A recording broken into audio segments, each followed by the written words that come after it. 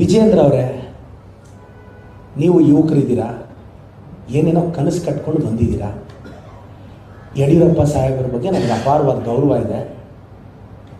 ಅವ್ರ ಮಗ ಅನ್ನೋ ಎಲಿಜಿಬಿಲಿಟಿನ ಪಕ್ಕಕ್ಕಿಟ್ರೆ ಸರ್, ಮತ್ತಾವ ಕಾರಣಕ್ಕೆ ತಾವು ರಾಜ್ಯಾಧ್ಯಕ್ಷರಾದರೆ ಅದನ್ನೊಂದು ಪಕ್ಕಕ್ಕಿಟ್ಟು ದಯವಿಟ್ಟು ಬ್ರೀಫ್ ಮಾಡಿ. 35-40 ವರ್ಷ ಪಾರ್ಟಿ ಕಟ್ಟಿದವ್ರನ್ನೆಲ್ಲ ತುಳಿತಾ ಬಂದಿರಿ ನೀವು. ಎಥಿಕ್ಸ್ ಇಲ್ಲ. ನೀವು ನಮ್ಮ ಪಕ್ಷದ ಬಗ್ಗೆ, ನಮ್ಮ ಮುಖ್ಯಮಂತ್ರಿಗಳ ಬಗ್ಗೆ, ಉಪಮುಖ್ಯಮಂತ್ರಿಗಳ ಬಗ್ಗೆ ಮಾತಾಡಿದ್ರಿ. ವಿಜೇಂದ್ರ ಅವರೇ, ನೀವು BJP ರಾಜ್ಯಾಧ್ಯಕ್ಷರಲ್ವಾ? ಶಿಸ್ತಿನ ಪಕ್ಷ ಅಂತ ನಿಮ್ಮನ್ನು ನೀವೇ ಕರ್ಕೊಂಡಿದ್ದೀರಲ್ಲ. ಶಿಸ್ತಿನ ಪಕ್ಷ ಅಂದರೆ ಅದು ಕಾಂಗ್ರೆಸ್ ಸರ್. ನಮ್ಮ ಪಕ್ಷದಲ್ಲಿ ಯಾರಾದರೂ ಬಹಿರಂಗವಾಗಿ ನಮ್ಮ CM ಸಾಹೇಬ್ರನ್ನ, DCM ಸಾಹೇಬ್ರನ್ನ ಮಾತಾಡಲಿ, ಕಿತ್ತು ಬಿಸಾಕ್ತೀವಿ ಸಾಯಂಕಾಲದಷ್ಟೊತ್ತಿಗೆ.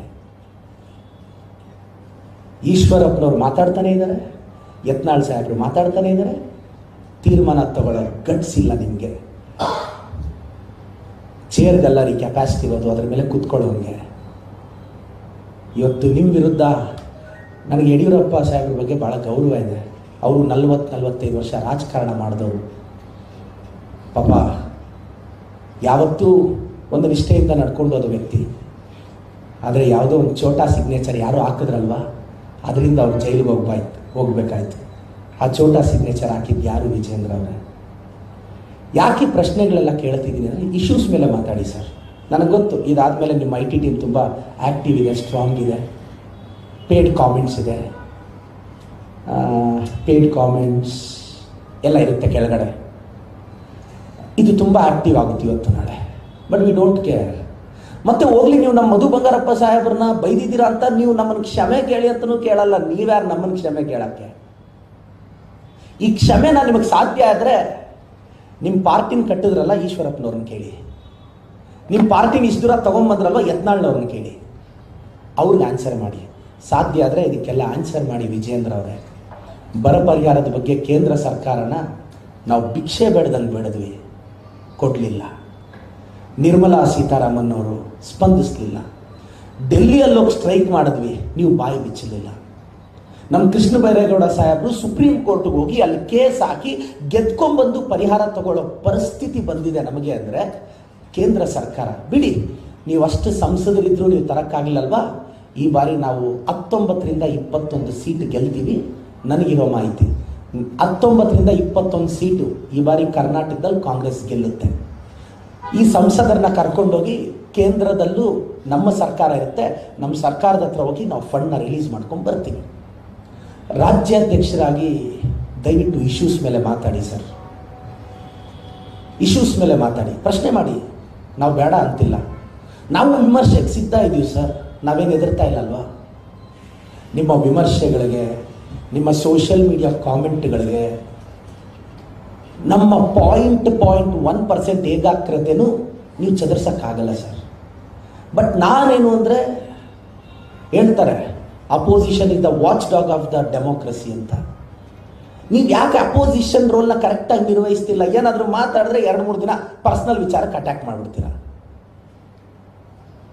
ಕಟಿಂಗ್ ಮಾಡಿಸ್ಕೊಂಬನ್ರಿ ಅಂತ ಕೇಳ್ತೀರಾ ನಮ್ಮ ಸಾಹೇಬರಿಗೆ. ಸರ್, ನಿಮ್ಮ ಪಾರ್ಟಿಯಲ್ಲಿರೋ MLAಗಳು ಇಂಥ ಕಾಮೆಂಟ್ ಮಾಡಲ್ಲ.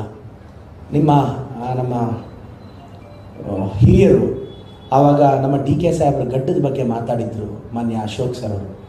ನಂತರ ಅದು ಮುಜುಗರಕ್ಕೀಡಾಗಿ ಅವ್ರು ಕ್ಷಮೆ ಕೇಳಿದ್ರು. ನೀವು ಇಂಥ ವಿಚಾರ ಮಾತಾಡ್ತಿದ್ದೀರಾ. ನಾನು ವಿಜೇಂದ್ರ ಅವ್ರನ್ನ ರಿಕ್ವೆಸ್ಟ್ ಮಾಡ್ತೀನಿ, ಕರ್ನಾಟಕದ ರಾಜಕಾರಣದಲ್ಲಿ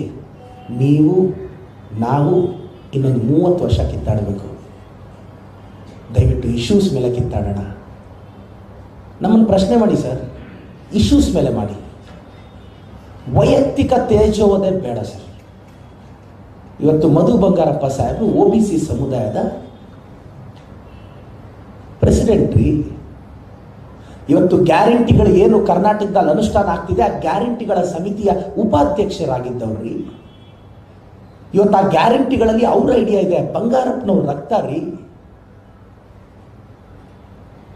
ಇವತ್ತು ಅವರು ಕಷ್ಟಪಟ್ಟು ರಾಜಕಾರಣದಲ್ಲಿ 20-25 ವರ್ಷ ಸ್ಟ್ರಗಲ್ ಮಾಡಿ ಏಕಾಏಕಿ ಬಂದು ಅವರೇನೋ ಮಿನಿಸ್ಟರ್ ಆಗಿದ್ದಲ್ಲ ರೀ. ಎಷ್ಟು ಸೋಲು ನೋಡಿದ್ರು, ಎಷ್ಟು ಗೆಲುವು ನೋಡಿದ್ರು, ಎಷ್ಟು ಅವಮಾನ ಅನುಭವಿಸಿದ್ರು. ಆದ್ರೆ ಆಚೆನೂ ಬಂದು ಬೆಳೆಯೋದಿದೆ ಅಲ್ಲ, ಅಷ್ಟು ಸುಲಭ ಅಲ್ಲ. ಒಂದು ಬ್ಯಾಕ್ವರ್ಡ್ ಕ್ಲಾಸ್ ಹುಡುಗರ ಬಗ್ಗೆ ಯಾಕೆ ವಿಜಯೇಂದ್ರ ಅವರೇ ನಿಮಗೆ ಬೇಜಾರು? ನಮ್ಮ ಕತೆ ಬಿಡಿ. ನಿಮ್ಮಿದ್ರಲ್ಲಿ ಇರ್ತಕ್ಕಂಥ ಬ್ಯಾಕ್ವರ್ಡ್ ಕಮ್ಯುನಿಟಿ ಲೀಡ್ರು ಈಶ್ವರಪ್ಪನವ್ರು ದೂರ ಮಾಡಿಬಿಟ್ರು ಅಲ್ಲಿಗೆ. ಬಿಡಿ ವಿಜಯೇಂದ್ರ ಅವರೇ, ಬ್ಯಾಕ್ವರ್ಡ್ ಕಮ್ಯುನಿಟಿಯವರು ಎಮರ್ಜ್ ಆಗಲಿ. ಐಡಿಯಾಲಜಿಕಲಿ ಚರ್ಚೆಗೆ ನಾನು ಅವ್ರನ್ನ ವಿನಂತಿಸ್ತೇನೆ. ಮೋಸ್ಟ್ಲಿ ದಯವಿಟ್ಟು ನಾಳೆ ಇಶ್ಯೂಸ್ ಮೇಲೆ ಕೌಂಟರ್ ಕೊಡಿ ಸರ್. ಇಲ್ಲ ವೈಯಕ್ತಿಕವಾಗಿ ಟಾರ್ಗೆಟ್ ಮಾಡ್ತೀವಿ ಅಂದರೆ ಮಾಡ್ಬೋದು ಸರ್. ನಾವು ವಿಮರ್ಶೆಗೆ ಸಿದ್ಧವಾಗಿದ್ದೀವಿ, ವಿಮರ್ಶೆಗಳನ್ನ ಸ್ವೀಕರಿಸೋಕ್ಕೂ ಸಿದ್ಧವಾಗಿದ್ದೀವಿ.